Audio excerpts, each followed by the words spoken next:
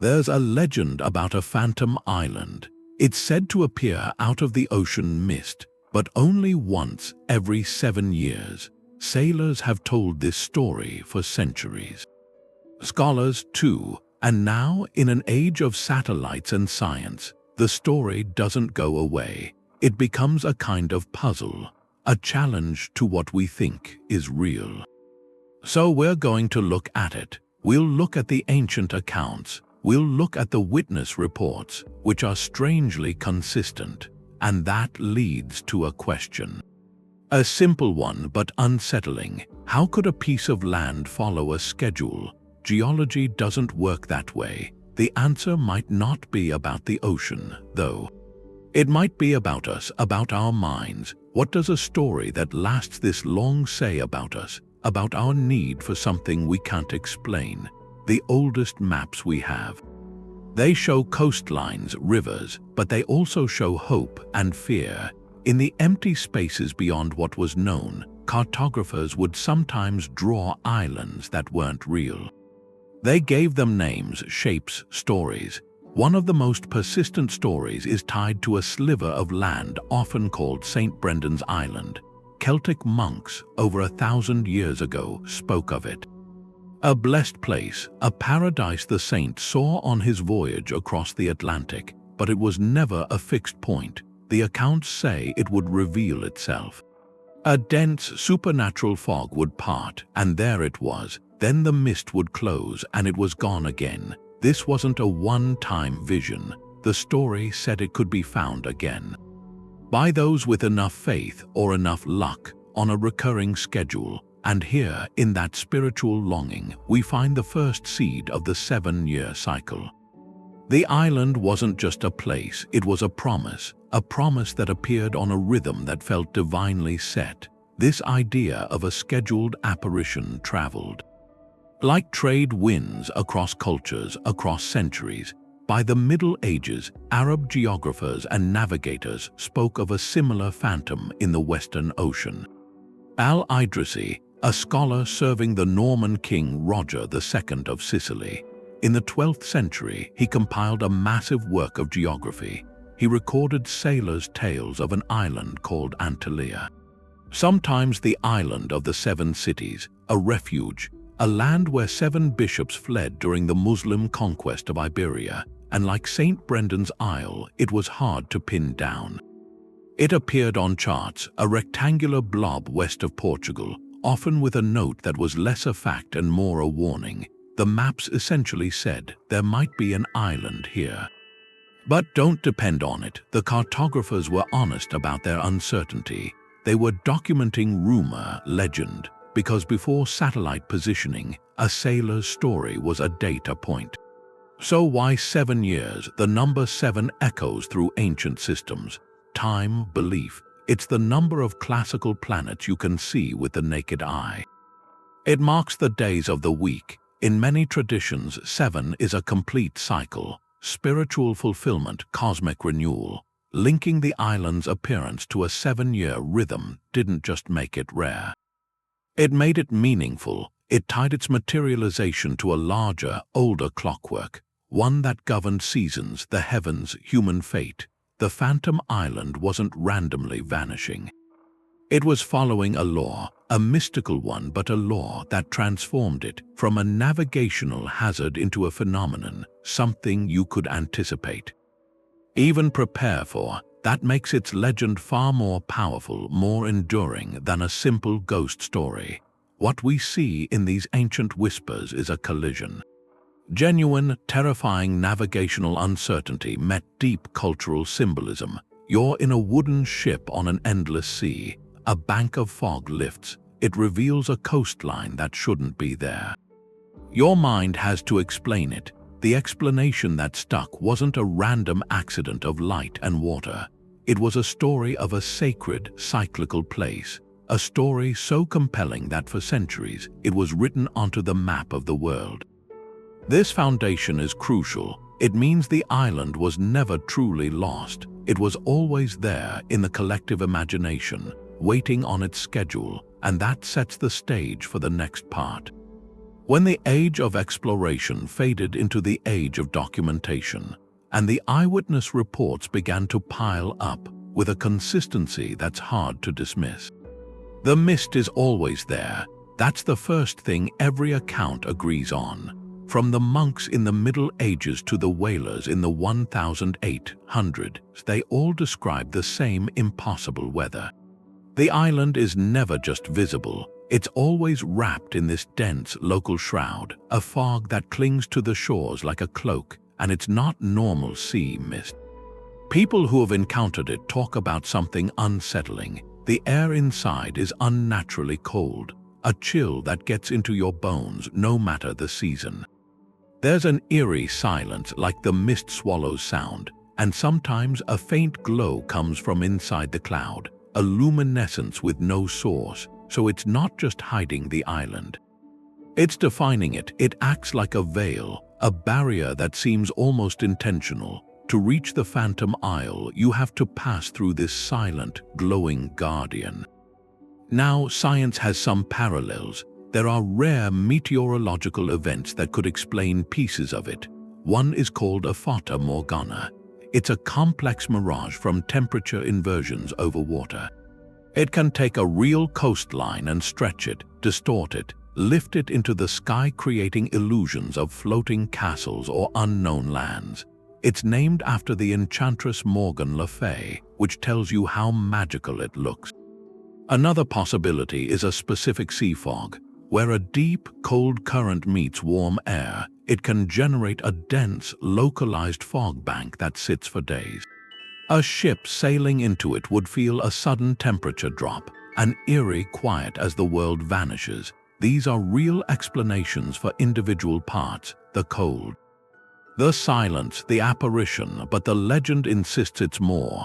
In the stories, this mist isn't passive, it's sentient. It's the gatekeeper. It only parts on schedule every 7 years, revealing the island for a brief window before closing again. People who tried to force their way through outside that schedule tell harrowing tales. Their magnetic compasses would spin uselessly, as if north was erased. They'd lose all sense of time and direction, sailing in circles inside an endless, luminous gray void, then emerging hours later, miles off course with no memory of the passage. So the mist is the mechanism of the cycle. It doesn't just hide the island, it actively protects it, enforcing the rule that makes the island phantom. This idea of a guardian veil, a barrier that tests or rejects the unworthy, that's a thread in myths worldwide. It turns a location into a destination you have to earn.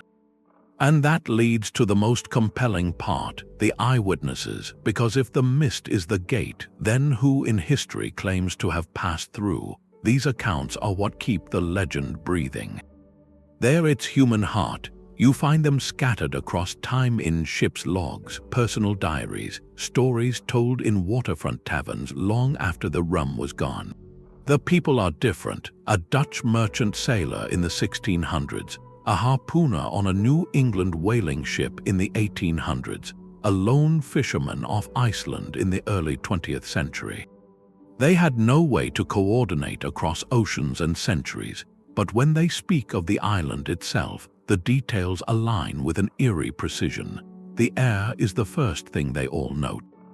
Profoundly still and heavy, but not oppressive. No wind, not even a breeze. The silence is absolute.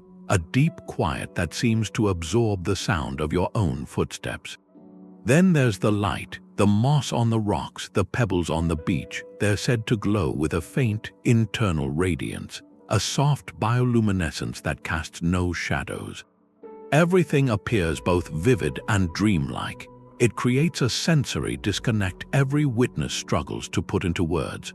One wrote it felt less like walking on land and more like moving through a memory. The physical descriptions are where the accounts become most fascinating and most contradictory. The Dutch sailor's journal speaks of crystal clear freshwater springs and trees heavy with fragrant, unknown fruit. His crew feasted, their spirits lifted, but when they tried to map the coastline from their ship, they couldn't agree on its shape. one man saw a curved bay where another insisted there was a straight cliff face. The land itself seemed fluid, refusing to be pinned down. Over a century later, the whalers' log records a brief, frantic landing. They described sand that was strangely warm to the touch, as if heated from below, and a persistent, melodic humming that seemed to come from the air itself. They filled a few casks with water from a stream that tasted, one wrote, like sunlight and mint. But they felt a growing unease, a sense of being profoundly watched, and they fled back to their ship before the mist closed in again. This is the core of the mystery. If these were simple lies or tall tales, why include such specific, consistent, oddly humble details? The warm sand, the soundless air, the glowing moss. These aren't the grand treasures of pirate lore. They're subtle, sensory experiences, and then there's the aftermath. Nearly every person who claims to have returned speaks of a lasting change. Not of wealth or fame, but of inner state. Some describe a lasting, profound peace, a contentment that stayed with them. Others speak of a gentle, unshakable melancholy, a quiet longing for a place they can neither find nor fully remember. It's as if they'd briefly stepped into a rhythm of existence so different from our own that the return to the ordinary world left a permanent echo in their soul. Skeptics, of course, have explanations, shared hallucinations from contaminated food or water, the psychological effects of extreme isolation and stress on long voyages, the power of suggestion where one man's dream becomes another's memory. These are all valid scientific points, but they stumble on the consistency. The same strange details emerging independently from people who would never meet. It suggests that if this is a shared delusion, it's one deeply woven into the human experience of the vast unknown sea. The witnesses, whether they touched something real or something within themselves, provide the evidence that keeps the legend alive. They force us to ask what form such an experience could possibly take in our physical world. The legend runs into a fact. Geology doesn't allow for islands that keep appointments. The planet's crust works on deep time. Tectonic plates move at the speed fingernails grow. Mountains take millions of years. A whole landmass can't just appear, hold together for a while, and then vanish back into the sea every 7 years. It's an impossibility, so then you have to ask, if it's not solid rock, what could create an illusion that seems so physical? Science has some fringe ideas. One is a volcanic island with a bad foundation. A submarine volcano piles up rubble and ash on a steep slope. It might break the surface, look like an island, and then the whole thing slides down in a landslide. But that's chaotic. It doesn't happen on a precise 7-year beat. Another idea is floating things. A huge mat of pumice, released in a periodic eruption, could drift like a temporary landmass. Or a giant raft of vegetation torn from a mangrove forest. These are transient, here today, gone tomorrow, but the reports talk about walking on solid ground, finding freshwater springs. That's hard to explain with floating debris. Then there are unconventional theories, a place where reality is thin, a soft spot where a landmass from another layer of existence briefly becomes tangible here. Its appearance wouldn't be geological, it would be cosmological, a temporary alignment between worlds. That's pure speculation, but it's interesting because it echoes the oldest spiritual interpretations. The island as a place out of phase with our time. Mainstream geologists point to documented things, ephemeral islands, sandbars at low tide, silt islands in river deltas that last a season. But those are small and fragile, not a forested paradise, and none of them have a reliable multi-year cycle. The 7-year regularity is the legend's real defiance. It's the heartbeat of the mystery, a rhythm that feels almost intentional. That impossibility is the pivot of the whole story. It forces a question. If the island can't be a permanent physical place, what are people actually encountering? The answer might not be in the ocean. It might be in the human mind, in the stories we tell about the unknown. To see that, you have to look into a cultural mirror. To see what the Phantom Island reflects back about us. The island's real place was never on a chart.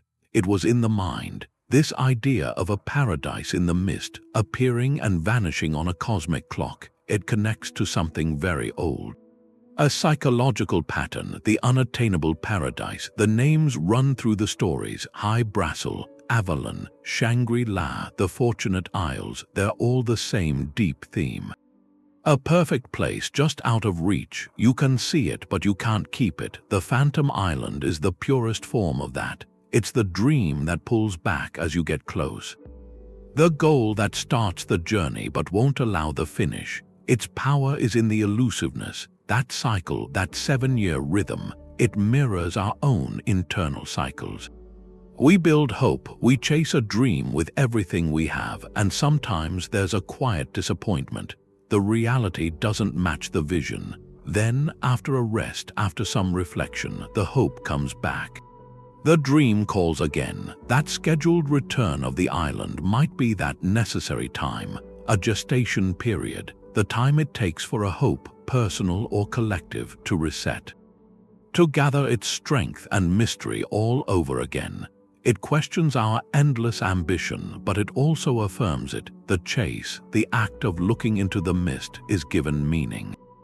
Even if the destination keeps slipping away, this pattern is everywhere in myth and literature because it speaks to a basic human tension. We want resolution.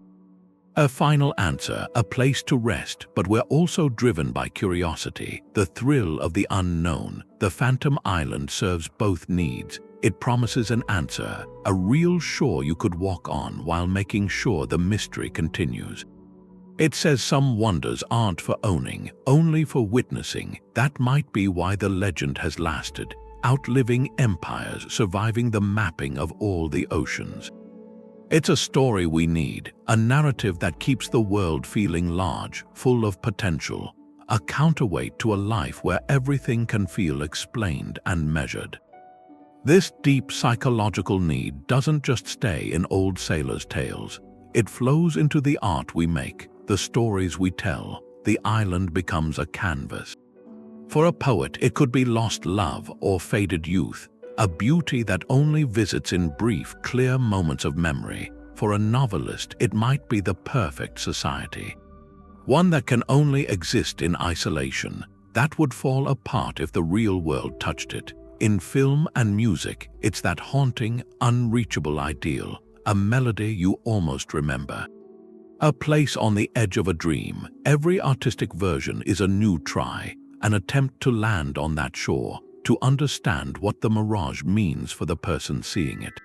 And by doing that, they prove the island's most lasting quality, its ability to be found again by every new generation, always reflecting the specific hopes and mysteries of its time. This creative legacy shows us something. The search for the Phantom Isle is in a real way a search for meaning, but that search takes a sharp turn. When modern technology steps in, claiming it's finally pinned down the coordinates, you see these old paintings, Renaissance paintings, of a saint having a vision. And off in the corner, past a stormy sea, there's this faint shape, just a glow in the mist like land. For the painter, that wasn't background, it was divine grace. Something just out of reach, only visible in a moment of clarity. That's how the Phantom Island first appeared in our imagination, through art, not as a place but as a feeling. A picture of longing itself. Then, centuries later, that feeling found words in poetry. Samuel Taylor Coleridge's Ancient Mariner is soaked in it. The mariner and his crew, cursed, stuck on a still and burning sea. What they see are pure phantom isles, a ghost ship sailing on bones, dreaming of a cool stream in a land that isn't there. These aren't just hallucinations in the poem. Their guilt, their thirst, they're the soul's need for forgiveness. The landscape turns phantom, mirroring what's inside the characters. Coleridge took a sailor's story and lifted it. Showed how an external mystery could reflect an internal one. And as stories moved into film and modern books, the island's role changed again. It became this perfect device. It's the setting for a time loop where people are trapped reliving days on a shore that forgets them. It's where a lost civilization hides with forgotten technology.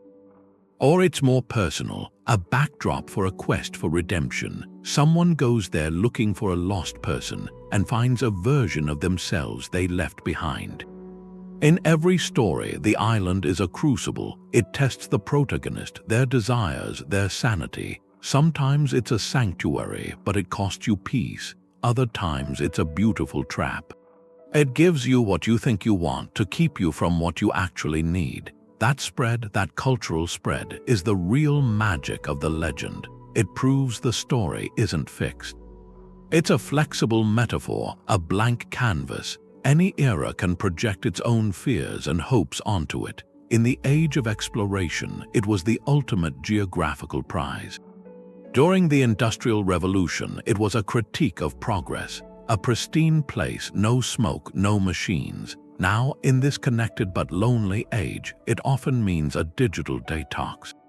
A real disconnect, the search for a self that isn't performed for an audience. So you trace its path through art, and you see the island transform, from a theological symbol to a psychological landscape, to a sci-fi concept, to a setting for personal drama. The physical description matters less and less. What matters is its function in the story. It becomes a tool, a way to ask the same old questions in new ways. What are you searching for? What would you sacrifice? And what part of yourself would you find if you ever actually got there? This journey through culture shows the idea is alive. It's always evolving, and that evolution makes you ask a bigger question. Is this just a European story, born from Atlantic fog and sailor tales, or does it touch something universal? The answer means looking beyond one ocean to find that same haunting rhythm in myths from everywhere. Sail east from the Celtic coast, and you find another island in the mist.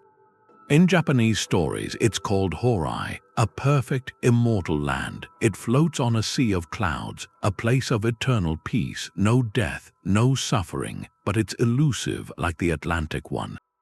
It only reveals itself in certain lights to people with pure hearts. So the mist here isn't about cold, it's about spiritual attainment. You don't just sail to Horai. You have to be worthy of seeing it, and that shifts the meaning. The island becomes less a destination on a map, more a state of being, an inner journey that becomes visible in the world. Then you go further into the Pacific. The Polynesian voyagers, they read stars and currents. In their chants, they held a different phantom, Hawaii. And this isn't a single misty rock. It's the ancestral homeland, the place all life came from and where the spirit returns. In the navigation chants, Hawaii is both a memory and a destination.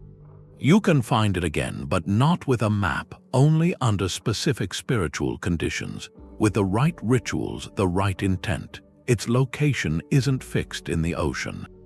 It's fixed in the lineage of the people. To reach it is to complete a cosmic cycle, so the idea transforms. The Phantom Island isn't a place you discover. It's a place you remember, a return to origin, and closer to the original tales, there's Avalon, the Isle of Apples in the Celtic mists, where the wounded King Arthur was taken to be healed. To wait for the hour of his people's greatest need, Avalon is a sanctuary but a hidden one, a place outside of normal time where healing happens at a different pace. Its appearance is conditional, tied to the fate of a kingdom, the virtue of a king. It doesn't follow a calendar of years, it follows a rhythm of crisis and need. Look at these stories together from such different shores. The common threads are there, the mist, always the mist. It's the universal symbol, the veil between worlds. Between the known and the unknown, the living and the ancestral, the wounded and the healed. Then there's the conditional appearance. The island doesn't exist for anyone at any time. It appears for a purpose, to test the pure, to welcome the ancestral spirit, to heal the rightful king. Its manifestation is an event, not a location. And finally, the otherworldly perfection, the deathless peace of Horai, the profound belonging of Hawaii, the restorative sleep of Avalon. These aren't ordinary lands. They're ideals given form, perfect states of existence our ordinary world can't sustain. This global chorus of vanishing lands points to something. It suggests this isn't about a specific patch of ocean. It's about the human mind confronting the ultimate frontiers. For ancient cultures, the vast, empty ocean was the greatest physical unknown, a blank space on the map of reality. And when the human imagination faces a blank space, it doesn't leave it empty, it projects. It fills the void with the deepest questions. What happens after this life? Where did we come from? Is there a place of perfect peace? The Phantom Island, in all its forms, is the answer we painted onto that void, a collective dream of resolution, of return, of rest. Seeing it as a global phenomenon changes the investigation. It means the 7-year cycle from our original legend is just one dialect. One dialect in a universal language of longing. The rhythm might be different: spiritual readiness, ancestral calling, historical necessity, but the core melody is the same. A beautiful, unreachable harmony, just beyond the edge of our perception. This shared mythic language invites a more mystical interpretation. Maybe these stories aren't attempts to describe a physical place, but to map a spiritual one. A territory of the soul. A territory every culture in its own way has sensed and tried to name. The fact that we keep telling these stories across millennia and continents might be the most compelling evidence. Evidence that what we're searching for is real, not in the ocean, but in the very fabric of what it means to be human, yearning for meaning in an immense and mysterious world. The island's schedule might not come from myth at all. It could be written into the land, something older. That idea moves into a different kind of interpretation, away from the psychological toward the energetic. There are traditions that talk about lines of power, ley lines, invisible channels, energy flowing beneath everything. The theory is that the Phantom Island sits at a nexus, a place where several of these major lines cross. That convergence creates a point of intense potential, and energy pulses in cycles, so every 7 years this alignment reaches a peak. A harmonic resonance strong enough to pull a place from another plane, an energetic plane, an astral plane, into our physical reality. For a brief window, the veil thins. The island becomes tangible. Some point to maps of occult geography.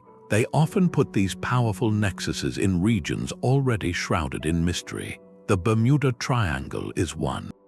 With its history of vanishings, strange phenomena, another is the Sargasso Sea, that vast, still ocean bounded by currents, where legends say ships get trapped in floating seaweed. These are places where normal navigation falters. To the esoteric mind, that's not a coincidence. It's a symptom, underlying energetic turbulence. A ley line crossing might naturally disrupt compasses, distort perception, create those banks of eerie, persistent fog. The mist isn't just weather, it's the visible signature of a boundary under stress. This redefines the island. It's not a geological oddity struggling to exist. It becomes a spiritual way station, an interdimensional place belonging to another order of reality, but whose orbit occasionally brings it close enough to touch ours. Its manifestation isn't random, not magical in a fairy tale sense. It's predictable within a different kind of physics, a physics of consciousness and energy.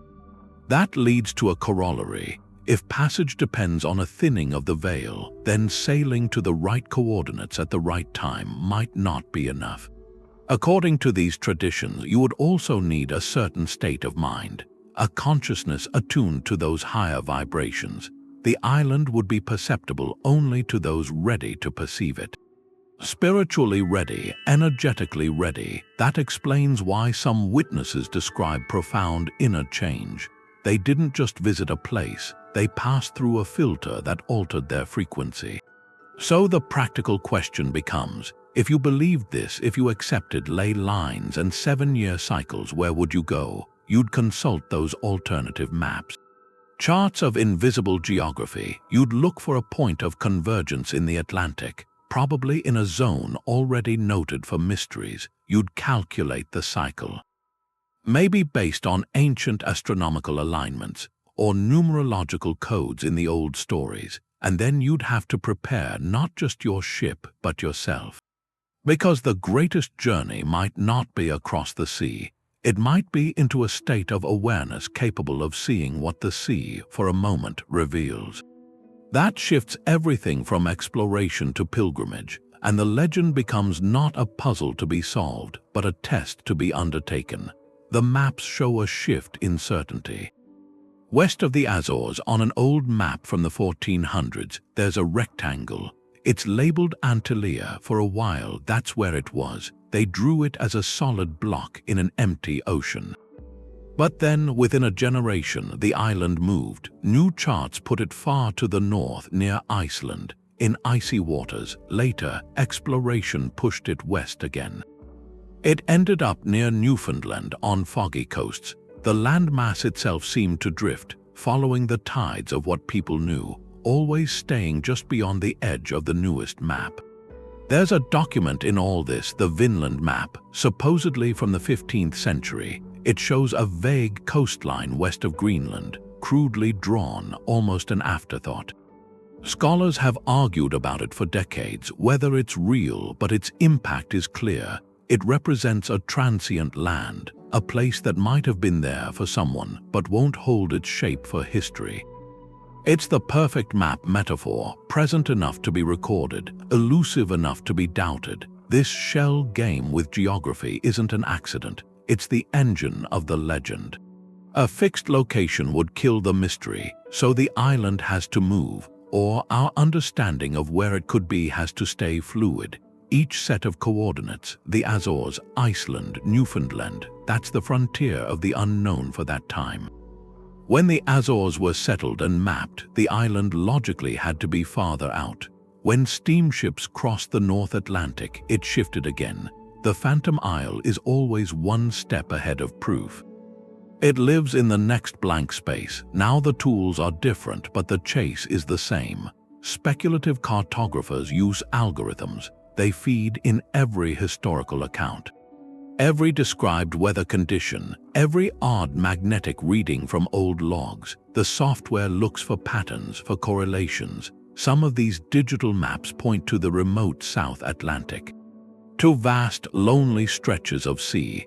Others suggest a link to Zealandia, that mostly submerged continent east of Australia. The theory there is poetic. Maybe the Phantom Isle is a last fragment of a drowned world. A mountain peak that refuses to sink, appearing only when the light and the sea are just right, but no sonar sweep has found it, no satellite pass has confirmed it. And that's the point. The endless revision of the map isn't a failure, it's the ritual, it's a communal act of hope. By redrawing the possible location every few decades, we renew the promise. We tell ourselves the world still has a genuine blank space, a place not captured by satellite imagery, not on Google Earth. The act of looking at an old map, tracing a finger over a drawn island that isn't there, that's a quiet rebellion.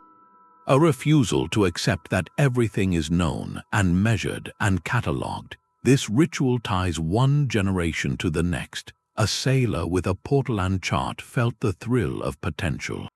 A programmer running data models feels the same thrill. The technology is different, the longing is identical. The map isn't a guide to a place, it's a mirror. It shows us our own need for wonder, for a frontier that isn't just physical but imaginative. So the coordinates will keep shifting, because the moment they stop, the moment we all agree on a fixed point, the island will truly vanish. Not into the mist, into the mundane, and that's a loss the human spirit seems unwilling to bear.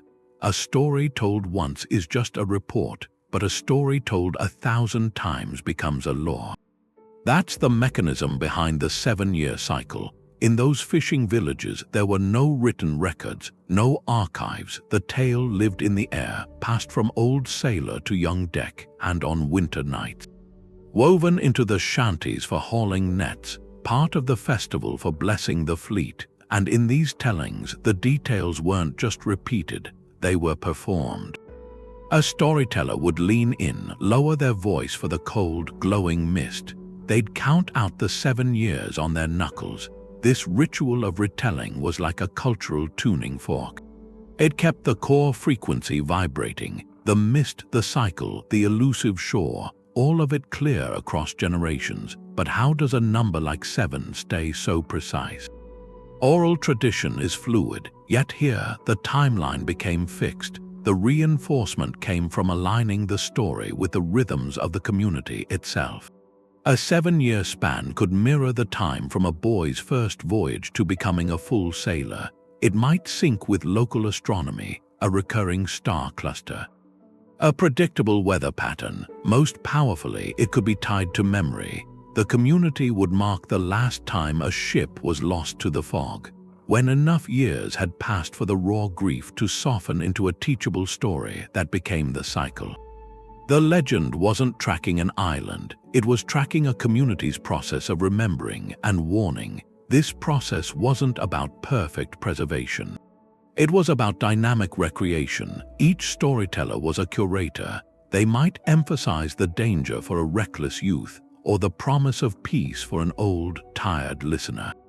The description of the fruit on the trees might change with what was locally abundant, but the central pillars were non-negotiable: the cycle, the mist, the unattainability. Those were the story's identity, and this flexibility in the details is what kept it relevant. It let a centuries-old tale speak to the fears and hopes of every new era. The story became a living tool, a way for a community without scientists to document a recurring phenomenon, and a way to process the trauma of losses at sea. Giving a shape, a meaning, even a mysterious schedule to the awful randomness of the waves. Now contrast that with the lone witness, the sailor who returns speaks into a void. He has a personal, sensory memory, the feel of the warm sand, the taste of the water, but he has no ritual to place it in, no chorus of voices to affirm or shape it. His account is raw, isolated, and fragile. It either fades into personal silence or hardens into a fixed testimony. The communal story, though, is resilient. It's owned by everyone and no one. It can bend without breaking. That's why we know the legend at all. The solitary witness gives us a glimpse, but the village singing the story by the fire gives it immortality. The Phantom Island, in the end, is less a place in the ocean. It's more a place in the shared mind. A story so necessary that an entire culture agreed to remember it together on a schedule they could all understand. A shared dream still feels real to the people inside it. So the first real theory from modern psychology is surprisingly simple. What if the island wasn't out there on the water, but inside their minds? That idea has a name, a mass psychogenic phenomenon. An older term is folie à plusieurs, a madness of many. It's when a group under intense shared stress starts to have the same physical symptoms, the same sensory illusions. There's no external cause, no gas or poison. The trigger is the belief itself and the environment that amplifies it. You have to picture the conditions of a long sea voyage back then. Months in cramped quarters, poor food, and the relentless, terrifying emptiness of the open ocean. A mind under that strain looks for patterns. It looks for meaning in the chaos. Then you add the stories. Every sailor knew the legend. They knew the 7-year cycle. As their voyage neared that mark or crossed a certain location, the anticipation built into something tangible. A quiet dread mixed with a desperate hope. In that heightened state, a normal bank of evening fog on the horizon could transform. A mind primed by legend and fear would complete the picture. It would fill in the glowing light, the silhouette of trees, the shape of a shore. One man sees it and cries out, and in that instant his perception infects the others. Their shared belief locks the vision into place, making it real for everyone there. This isn't about lying or weakness. It's that the human brain is an incredible pattern-making machine. Under the right conditions, it can project its deepest expectations onto the world, and the 7-year cycle is the perfect engine for that. It becomes a self-fulfilling prophecy. As the date approaches in a port town, the stories are told with more urgency. Sailors setting out are more watchful, more suggestible. The collective expectation peaks, making that shared misinterpretation not just possible, but almost inevitable. The island appears because everyone is waiting for it to appear. This theory explains the consistency across the accounts. They all describe similar things because they all shared the same cultural story, the same psychological pressure. It turns the Phantom Isle into a psychological event, a testament to how narrative and belief can shape reality itself. But for all its elegance, this explanation hits a wall. The physical evidence or the reports of it, the casks of strange-tasting water brought back, those peculiar, glowing pebbles sometimes mentioned, the warm sand that stuck to their boots. If it was purely a hallucination, how do you account for these tangible souvenirs? Could a shared mental state create a physical object you could hold in your hand? That question pushes us beyond psychology alone, to a place where the mind and the world might interact in ways we're only starting to understand. The physical evidence, the water, the sand, it asks for a physical cause.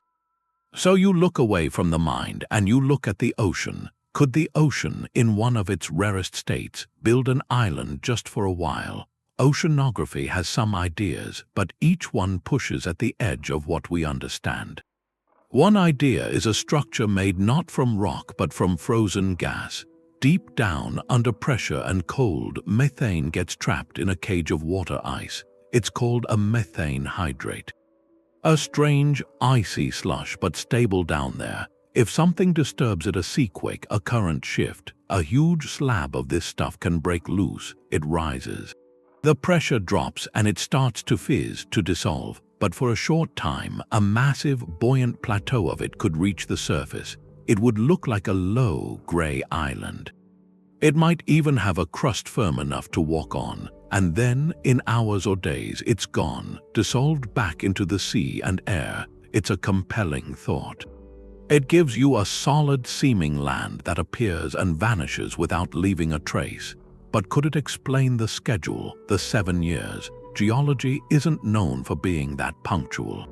A seafloor disturbance that big is a chaotic, one-time event. It's not a metronome. Then there's the floating island, not of earth but of debris. History has these.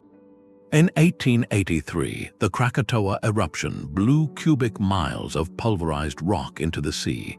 It formed a floating raft of pumice so vast ships sailed through it for months. From a distance, in fog, a mass like that could be mistaken for land.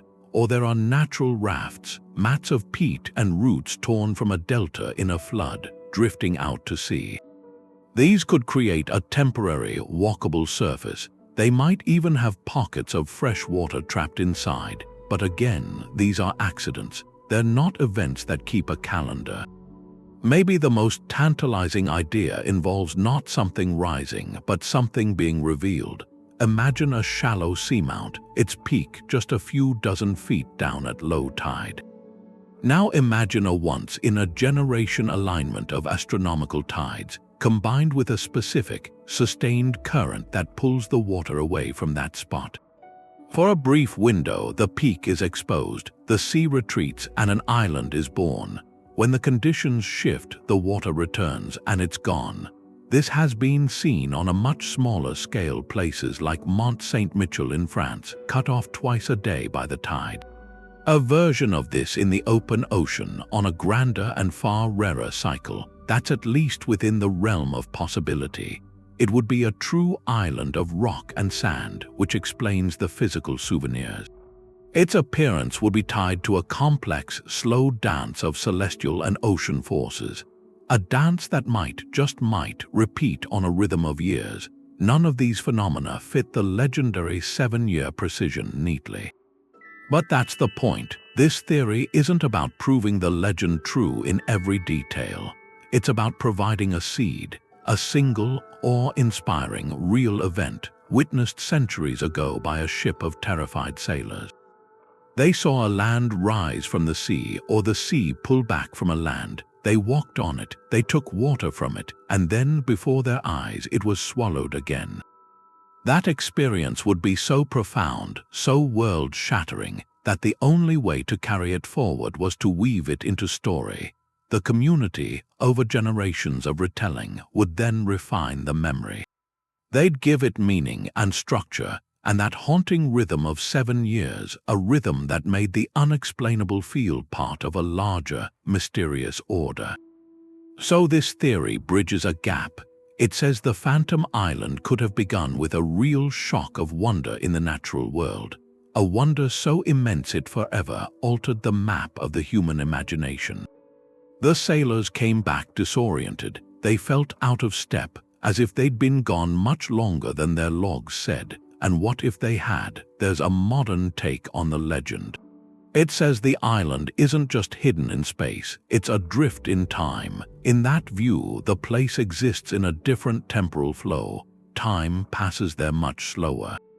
So its brief appearance here every 7 years could represent decades on the island itself, centuries even. A sailor might spend an afternoon walking its shore and return to find his home port aged by years. That idea isn't pure fantasy. It's loosely inspired by physics, pushed to a mythic extreme. Einstein's relativity says gravity and velocity can warp time. Get close to a massive object or move very fast, and time ticks slower for you relative to someone else. Now imagine a place where space-time itself is tangled. A gravitational knot, a reality anomaly. In a spot like that, time wouldn't just slow, it could become almost stationary, so the island isn't appearing and disappearing. It's always there, locked in its own slow-motion bubble, but the edge of that bubble, that temporal veil, it only thins enough to become passable on a long cycle. Every 7 of our years, the island's slow time and our faster time briefly synchronize. The missed parts, a bridge opens between temporal streams that explains the untouched landscape. If centuries pass on the island between each of our visits, any footprints, any human sign, would be erased by natural processes long before the next ship arrives. The springs stay pure, the fruit stays ripe, a land in a state of perpetual, solitary renewal. This turns the legend from a ghost story into a kind of science fiction parable.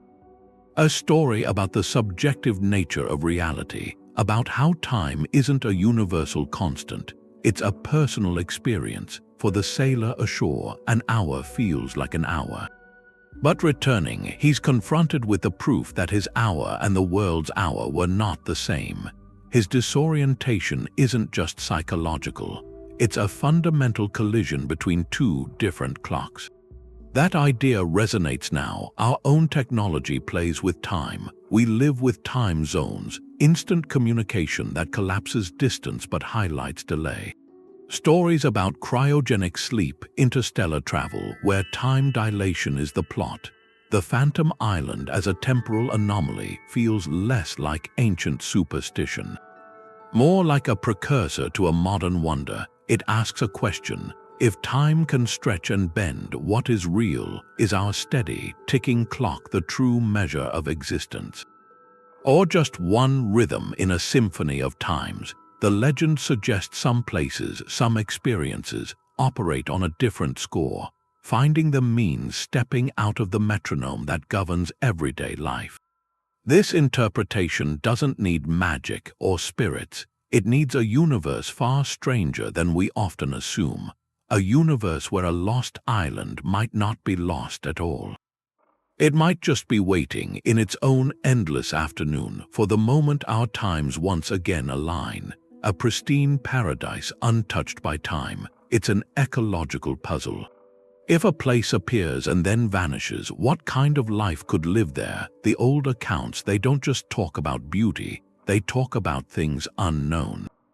Fruit with a taste you can't place, moss that glows without any moon, and a constant hum in the air, a melodic sound that seems to come up from the ground. This isn't the ecology we know. It suggests a world apart, an island operating by different biological rules. One idea is that the Phantom Isle isn't an accident. It's a preserve, an ecological arc. Imagine a fragment of a much older world, a continent from a distant geological age that somehow became unmoored from linear time. Its bizarre cycle of appearing and vanishing, that's its survival strategy. By spending most of its existence phased out of our reality, or submerged in an impenetrable mist, it avoids every threat that's reshaped our world. Ice ages pass in a blink, asteroids miss, and most critically, humanity never arrives. No axes, no plows, no invasive species. The island's ecosystem evolves in profound isolation. Protected not by distance but by a temporal barrier or a dimensional one, that strange humming people report, it could be the sound of that unique biology.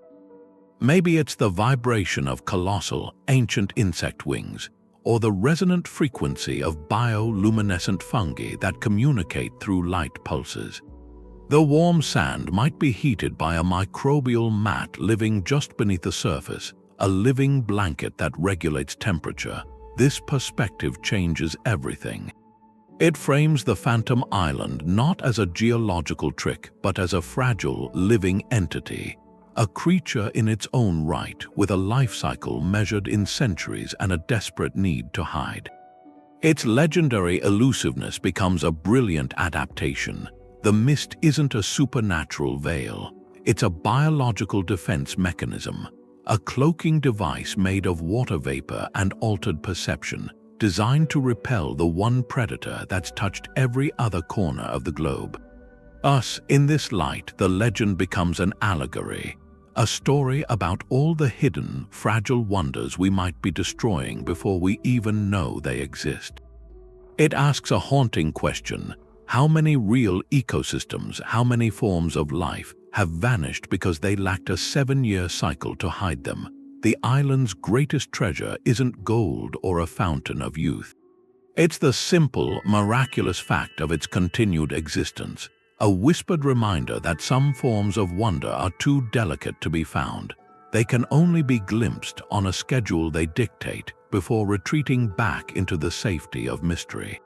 The sea keeps its own accounts. For every sailor who claimed to see that shore, there are other entries, ships that left port and never came back. In the old records, you'll often find the same note.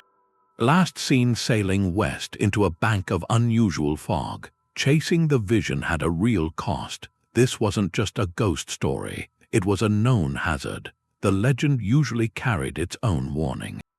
It said the island would only show itself to someone with pure intent, someone looking for wonder, not wealth. If you tried to take its treasures, to claim the land, you'd be cursed. Your fate was to wander the seas forever, caught in the same mist that hid the place. Or you'd vanish completely, just another whisper in the wind. That moral piece is key. It turns the island from a destination into a test of the seeker's heart, curiosity and respect, or greed and possession. The story implies the island, or whatever guards it, can tell the difference. The danger is both literal and something else. Literally, if you chase a mirage into uncharted water, you're asking for disaster. Reefs appear where the maps show open sea. Currents pull you onto rocks. The fog confuses you, turns you in circles until you're out of food and water. But the other danger is obsession, the single-minded pursuit that consumes everything else. The sailor who leaves his course, his crew, his senses, for a glimmer in the mist. That's the deeper wreck the story is about. For old coastal villages, this part of the tale had a practical use. It was a kind of safety device. By putting a curse on the great reward, elders could stop young men from launching reckless voyages. Those trips would drain a village, its best ship, its strongest sailors, for a goal that probably didn't exist. The story pushed that restless energy somewhere safer. coastal trade, known fishing areas, careful exploration along known routes. The Phantom Island, seen that way, is a guardian. A story that protects people from the unknown by making the unknown itself a judge. It says some mysteries aren't puzzles, they're boundaries. The price of the quest tells us something old. Not every door should be opened, not every secret should be owned. Some wonders keep their power because they stay out of reach. They inspire reverence, not conquest. They teach that a mystery's value can be greater than solving it. The lost ships, the names in old logs, they're the counterweight to the happy stories from those who came back. They complete the legend, give it weight. That balance between radiant promise and solemn warning is what makes the story feel true even now.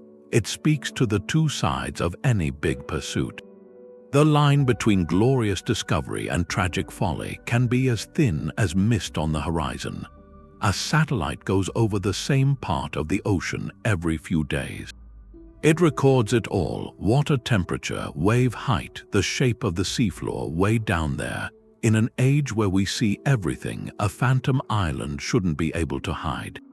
But the search keeps going. Modern expeditions go out now, driven by curiosity, by wanting to document the legend. They have tools the old sailors couldn't imagine. Multibeam echosounders, they build a perfect three-dimensional picture of the seabed, every detail. Satellite radar can sometimes see through the water's surface. Map what's underneath. They've found amazing things: seamounts rising like mountains from the deep, shoals no one knew about, dangerous ones, but they haven't found a rhythm. Nothing in all their data appears, holds its shape, and then vanishes, not on a 7-year schedule. The ocean floor is a museum. It's static. It doesn't keep appointments. This silence from the technology has split the people who believe. For some, it's straightforward. The satellites pass, and the island's brief window there on different clocks. They never meet. Our eyes in the sky are blind at the exact moment the veil lifts. It's a timing issue, a matter of probability. For others, the reason is deeper. They think the island has a kind of cloaking. Like the old mist confused human senses. Maybe it deflects sonar pings, scatters radar signals, makes the landmass invisible to our electronic probes. In that view, the island isn't just hidden, it's actively undetectable to the very instruments we built to erase mystery. It's a modern twist on the old story. The guardian mist becomes an electromagnetic veil. The result of all this searching, this sweeping with the finest net science has, is a kind of emptiness. A profound one, no proof, and for a certain kind of seeker, that emptiness is the best proof. It suggests the Phantom Isle isn't in the domain of rocks and water. Not in the place our machines can measure. It exists in another category, beyond the physical, in the realm of story, of meaning, of pure phenomenon. So technology's failure doesn't debunk the legend, it elevates it. It confirms the island was never a puzzle for sonar to solve. It was always a riddle for the human spirit to ponder. So the modern search, with its sleek ships and humming servers, it continues something ancient. It's the latest chapter. A story that started with a monk's vision, a sailor's fearful log. The tools changed from astrolabes to algorithms, but the quest is the same. The longing is identical. And in a way, the outcome is too. Every expedition that comes back without an answer, it adds another layer to the myth. Its failure is as meaningful as any sighting from centuries ago. As woven into the narrative, it proves the island is still out there, not on a chart but in that space, that vast territory between what we can know and what we need to believe. Mystery sells. You can go into a tavern by the water today, called something like the Lost Isle. They've got fake moss on the walls that glows. Or you play a game where, after finishing some task, your character sails into a digital fog and finds a coast full of treasure. There are slot machines with symbols of foggy islands and 7-year cycles. They promise a jackpot, not enlightenment. That's what happens to a powerful story. It gets packaged, branded, sold. On the surface, it feels like a loss. This profound, centuries-old whisper gets reduced to a logo on a mug, or it becomes a backdrop for a side quest. The awe gets flattened into entertainment. The unattainable thing becomes just another item on a menu, another level to beat, but that process, it isn't necessarily the end. It might be the latest change. For most of human history, stories lived in the air, told around fires, sung in work chants, passed from an elder to a child. That was the distribution network. Today, stories travel differently. A game developer in Tokyo reads about the legend, gets captivated by the imagery, codes it into an open-world adventure. A tourist in a coastal town sees the oddly named inn, gets curious, looks up the tale on their phone. The commercial vessel, for all its crassness, it's still a vessel. It carries the core idea, the mist, the cycle, the elusive shore to people who would never open a medieval sailor's log. So the restaurant sign, the video game level, they're the new campfire. They're the points of entry for a new generation's imagination. The real tension is in what gets carried forward. Does the commercial version keep the haunting heart of the story, or just its silhouette? A slot machine makes the 7-year cycle a random number generator. It strips all the meaning away, but a well-crafted game, it might embed the legend's essence. The player can't just conquer the Phantom Island. They have to arrive at the right time. After in-game years of waiting, they might walk its shore, but they can't build on it. Can't map it. It remains in the code, eternally ungraspable. That digital experience can still evoke a whisper of the old wonder, a flicker of that ancient longing. It becomes a new dialect in the same old language. This struggle, it's the fate of nearly every deep myth now. Our world is saturated with data. It craves mystery, but it also demands to consume it. To own it, we want the feeling of awe without the discomfort of the truly unknown. So we sand down the rough, terrifying edges of these stories. We make them safe, predictable, purchasable. The Phantom Island's journey, from a spiritual warning on a parchment map to a themed cocktail in a bar, that's a map of the shift. It shows how ancient narratives get pressured into boxes they were never meant to fit. Yet, the fact that the story is still used, still deemed attractive enough to sell, that's telling. It means the core idea still holds power. The market, in its blunt way, is confirming something, that the human hunger for a cyclical, hidden wonder is undiminished. So the commercialization, it becomes a paradox. It can dilute the mystery, but it also proves the mystery's enduring strength. The legend survives its own branding. It persists, not in spite of the T-shirts and the game assets, but through them. The challenge for anyone who finds the story this way is to listen past the jingle of the cash register, past the glow of the screen, to hear the older, quieter sound underneath, the sound of the sea and a distant, rhythmic foghorn, calling on a schedule only the soul remembers. The deepest layer of the mist is about belief, what becomes real just by being believed. For centuries, people sailed because of this island. They wrote about it. They dreamed of it, they changed course, they spent their lives, they made art, and those actions had real effects, tangible ones. So in that very specific way, the Phantom Island is real. It's what some thinkers call a social fact, an idea that, because it's collectively believed and acted upon, creates consequences, consequences as solid as any mountain. The island didn't need to be rocked to alter the map of human endeavor. Its reality is one of influence, of inspiration, of consequence, and that challenges our usual view of what's real.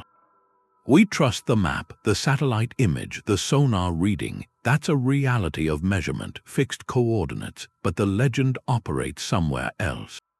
A reality of narrative, shared experience, meaning.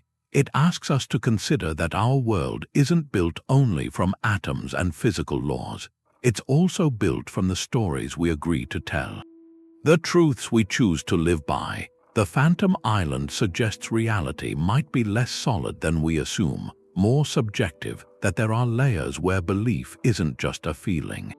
It's a force, so the mystery changes. It's not just is it there or not, it becomes a philosophical mirror, a living thought experiment, one that asks how much of what we call the real world is actually a construction. A delicate consensus built from our shared perceptions, our cultural stories, our deepest hopes, when a community for generations speaks of a 7-year cycle. Marks the years, watches the horizon with shared anticipation. They aren't just waiting for a landmass, they're participating in the creation of a shared reality. The island's most consistent location isn't in the Atlantic, it's in that space between them, in the collective act of watching and wondering, so the ultimate lesson might not be about navigation or geology or even time. It's about the human mind's generative power, our capacity to build worlds from whispers, to give shape to the mist. The legend endures not because it hides a physical secret, but because it illustrates a psychological one, a philosophical one, that some of the most real things in our lives, love, hope, meaning, a sense of wonder, are things that can never be pinned to a chart, never be sonar scanned, never be owned. They can only be believed in, and in that belief they become the ground we walk on, so the island is never truly lost. It resides where it always has, in the perpetual, human longing for something just beyond the visible horizon, teaching us that the search itself might be the most real destination. 7 years is a rhythm. It's in the fabric of things. Ancient fields were left fallow every 7th year to restore themselves. The human body replaces nearly all its cells in about that time. It's long enough for a child to become an adolescent, for a career to change direction, for a life to look different. So this interval for the island, it's not random. It's a unit of transformation, a measure of deep, cyclical time. When the legend says the island appears on that schedule, it's not just a date, it's tying the mystery to a universal pulse. To renewal, the island's manifestation becomes a kind of ritual, a scheduled moment when the veil between what is and what could be grows thin, by design. A gateway opening on a rhythm older than memory. For a village living with this tale, the 7-year cycle would structure time. You can see the elders marking the years since the last sighting. On a notched stick, maybe, a faded calendar. As the 7th year approached, attention would gather. Even if no one sailed out to search, the community would take part. A quiet vigil on the headlands at dusk, eyes on the western horizon, fishermen telling tales with extra solemnity, parents warning children about the mists. This collective attention, this anticipation, turns waiting into a ceremony. They aren't just hoping to see something, they're preparing the space for it. Keeping the appointment, their shared belief is like a candle in a window, signaling. That ritual binds people to the rhythm of the myth. It creates a shared pulse. Proof becomes secondary. The value shifts from the destination to the quality of the waiting. It cultivates a state of mind, watchful reverence, patience stretched across years. Hope tempered by the wisdom of cycles. It's a deeper preparation. To perceive such a wonder, you have to align with its tempo. Slow your own internal clock to match the patient heartbeat of the mystery. The 7-year wait isn't an obstacle to the island. It's the first step of the journey, a long collective inhalation, holding the community in a state of readiness. For the moment the world might reveal its secret again. The coordinates are just part of it. The other part is something you have to carry inside. All the old stories that talk about this place, they give the same warning. You can't just force your way in, you have to be invited. The island isn't there to be taken, it's there to be seen, and that difference, it changes the whole search. It turns it from an expedition into something else, into a kind of pilgrimage. The old instructions, they don't talk about what to pack, they talk about preparing your intention. You have to let go of certain things, the desire for recognition or wealth, or just to prove something to other people. Instead, you have to try for a different state. A kind of quiet openness. It's less about searching for a thing and more about getting ready to perceive it. This preparation, it's described in very concrete ways, but the meaning is deeper. It might mean fasting, not to suffer, but to clear the senses, to quiet down the usual wants. It could mean studying the stars for a long time, not just for direction, but to feel your own rhythm start to match that larger pattern. A lot of the traditions mention meditation, the practice of calming the mind's noise to make an empty space inside. The idea is that the island's signal is faint. It's a whisper. You can't hear a whisper if you're shouting in your own head. So then the 7-year cycle, it starts to mean something new. It's not just a schedule of tides or stars. It's the time this inner work requires, the time it takes for someone to really peel away their own self-importance, to move from wanting to own a wonder to being willing just to witness it. You're not just waiting for a date, you're slowly adjusting your own frequency, trying to get into sync with the island's pulse, to match its heartbeat, as the mystics might say. This changes the whole legend. It makes it less of an adventure and more of a parable. The treasure stops being an object in a chest. The treasure becomes the change in you. The new way of seeing that you bring back. It's a glimpse of a deeper order, a momentary sense that some truths aren't for owning or listing or explaining. They're for feeling and then letting go. What stays behind is a kind of peace. You see it in the stories of the ones who say they came back, the deep change in them. That quiet satisfaction or that soft sadness, those aren't the reactions of people who found gold. They're the signs of a spiritual encounter. They had, maybe without knowing it, prepared themselves through the voyage itself. The solitude, the fear, the yearning, and in that prepared state, they were shown something. So the legend, in its purest form, isn't really about finding an island. It's about the journey that makes you capable of seeing. And when you're finally capable, you might realize what you were seeking was just a reflection. A reflection of your own best self, made visible for a moment in the world. The coordinates were a prayer. They set sail in the 7th year, a small boat, a crew that had spent all that time in study and in a kind of quiet preparation. Their tools were a mix of star charts laid over satellite maps, a depth finder they'd turned off, and this shared intention just to see, to only witness. And when they reached that spot in the open ocean, the world didn't disappoint. A bank of fog was waiting, not gray, lit from inside with a soft, pearlescent light. It didn't drift, it held its shape like a wall, and when the bow touched that glow, every screen on the bridge flickered and went dark. The hum of the engines faded out. Into a silence, a complete, ringing silence, but not an empty one, a different kind of presence. The air got cold, clear, it smelled sharp like ozone and something sweet underneath, a flower you couldn't name.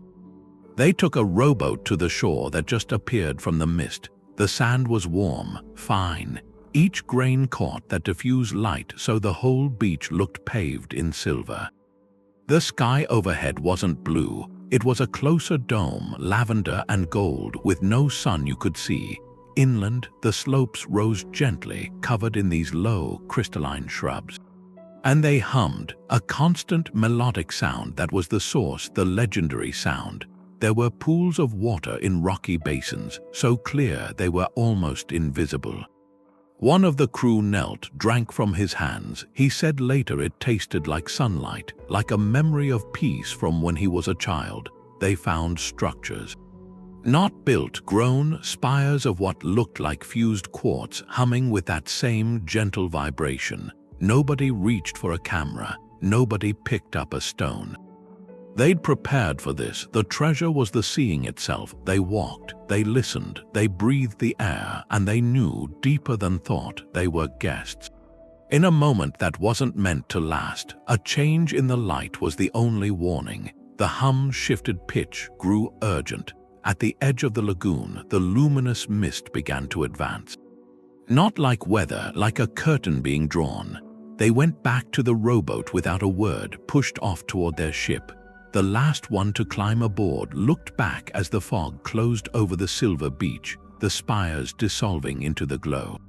And when their ship cleared the boundary, sound rushed back in waves, wind. The instrument panels flickered on, diagnostics scrolling, all systems normal. No photos, no sensor logs, the proof was in the memory, a shared, vivid memory, and in the quiet that had settled on them, a deep peace, and the gentle melancholy of a beautiful dream right after you wake. They hadn't solved the mystery, they'd fulfilled it. By arriving without greed, leaving without proof, they became what the legend always whispered about. Not conquerors, honored witnesses. Not every ship that comes through the mist finds what it's looking for. Some find something else. The warning in the legend, it's real. Think about a different crew, one with a different kind of hunger. They've heard the stories, the glowing rocks, the strange fruit, but they aren't there for wonder. They want specimens, minerals, proof they can sell. Their ship is loud, engines churn the quiet water. They come into the fog with sonar pinging, drones buzzing ahead. Sensors probing for a way in. They aren't guests, they come as conquerors. And the island, in this version, knows it feels wrong from the start. The sand is warm, then it's a sticky mud that wasn't there before. That melodic hum, the one that brought peace, it twists, becomes a low drone. It vibrates in your teeth, in your bones. It scrambles thought, the paths to the springs they fork. They double back, crew members swear they're walking straight. Then they see their own footprints ahead of them. The air gets thick, hard to breathe. And time becomes a weapon. A man checks his watch, only 5 minutes gone. He looks up and the light has changed, golden noon to deep violet twilight. His partner, just yards away, shouts they've been apart for hours. Paranoia blooms, arguments over nothing. The shared mission fractures, just terrified, isolated minds.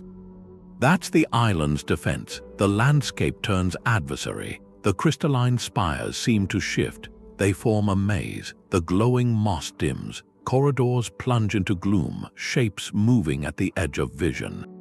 Supplies go missing, tools malfunction. The very data they came for, readings, samples. It corrupts, it vanishes. The island isn't hiding now. It's rejecting them. It communicates through pressure, psychological pressure, a deep, escalating message to leave. Some crews in these stories, they manage a frantic retreat.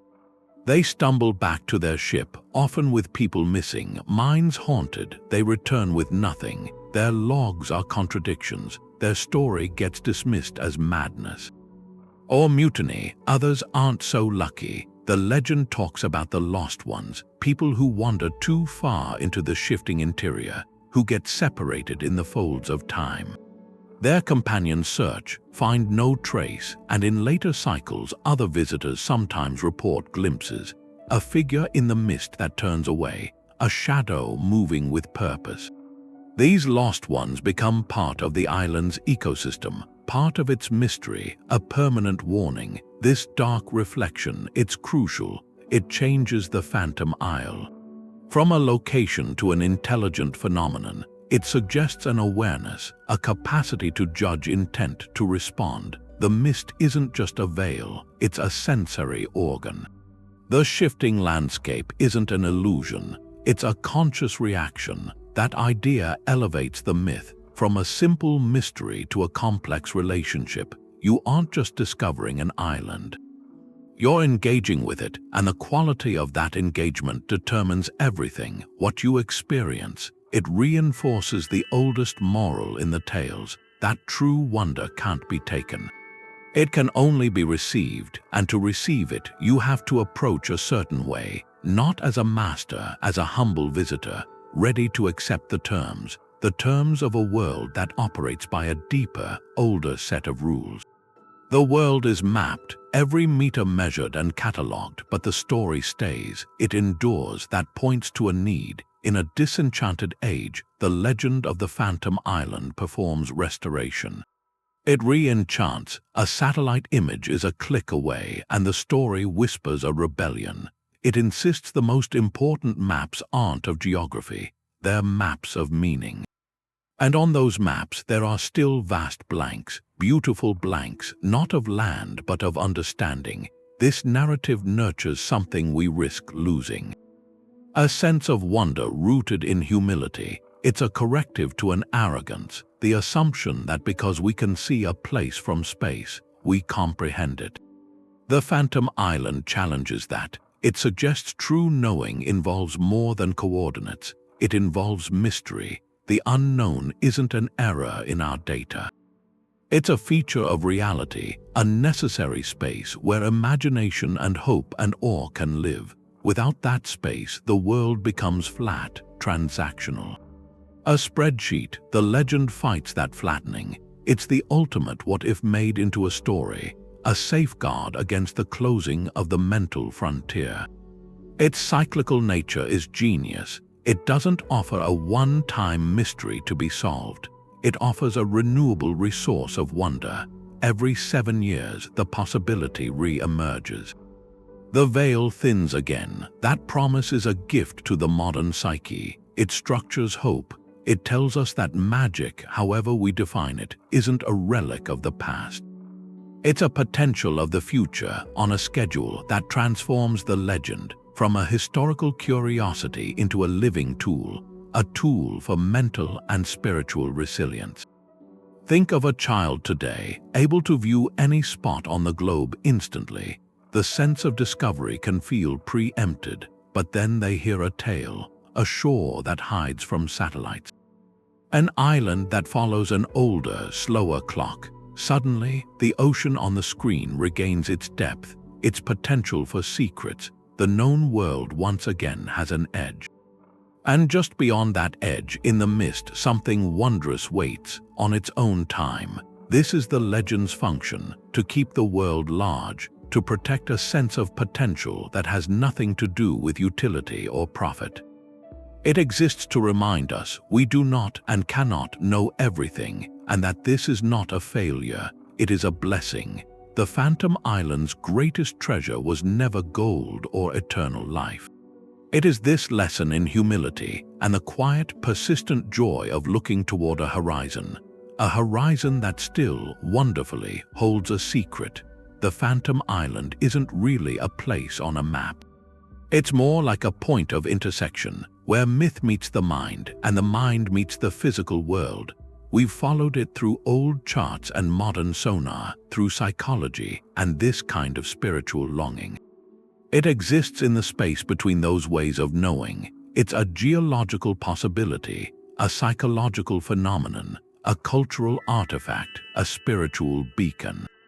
All at once, and its power comes from refusing to be just one thing. Asking for a single answer misses the whole story. Think of it as a prism. A beam of white light goes in, that's the raw experience of the unknown.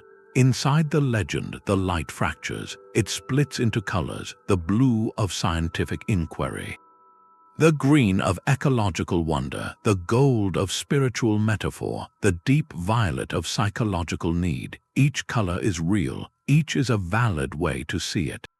But the real mystery is the full spectrum held together. The story is the prism. It doesn't create the light, but it reveals its nature. This is the final step. A synthesis. It lets us hold the mystery without needing to resolve it. We can say a rare tide and a trick of light might have created the first sighting. We can understand how a stressed mind, full of lore, could collectively hallucinate a shore. We can see why a community would ritualize that memory into a 7-year cycle for safety, for meaning. And we can still feel the pull of something more, a whisper that some places follow rules we haven't named yet. All these truths can sit together. They don't cancel each other out. They enrich it. The legend lasts because it's this nexus. It answers not one need, but a symphony of them. The need for wonder in a measured world, for mystery in an age of answers, for cycles in a life of linear progress. It reassures us the world can still surprise on a grand, rhythmic scale, that not every pulse of the planet is captured by our instruments. Some rhythms are felt, they're remembered in stories, awaited on distant shores. In the end, the Phantom Island teaches something about truth itself.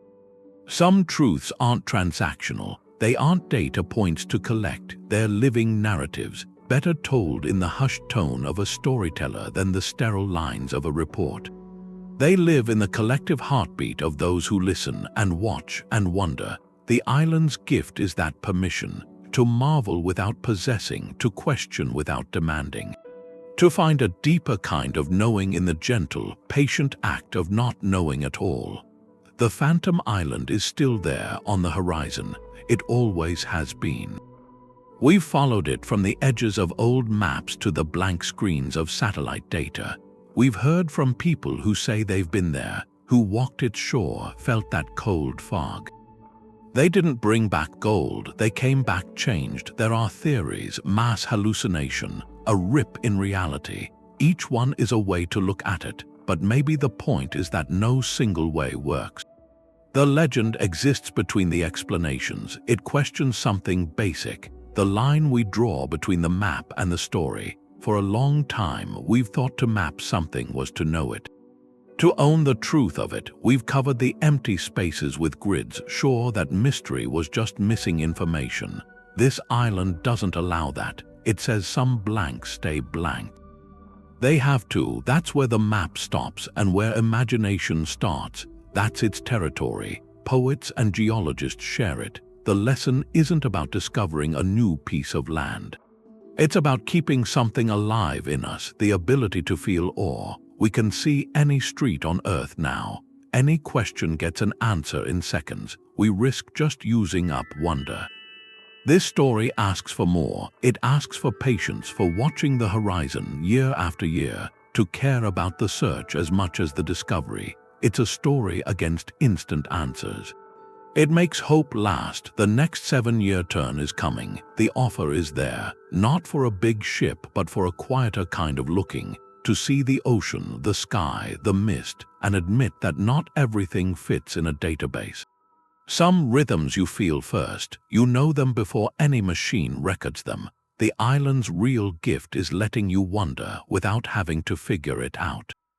So what is it? A shared dream of a perfect place. A symbol for what we want most, a strange natural thing turned into a tale, or something else outside what we understand. The good part is your answer matters. It becomes part of the story itself. It's another piece. Your idea keeps the watch going for the next cycle and the one after that.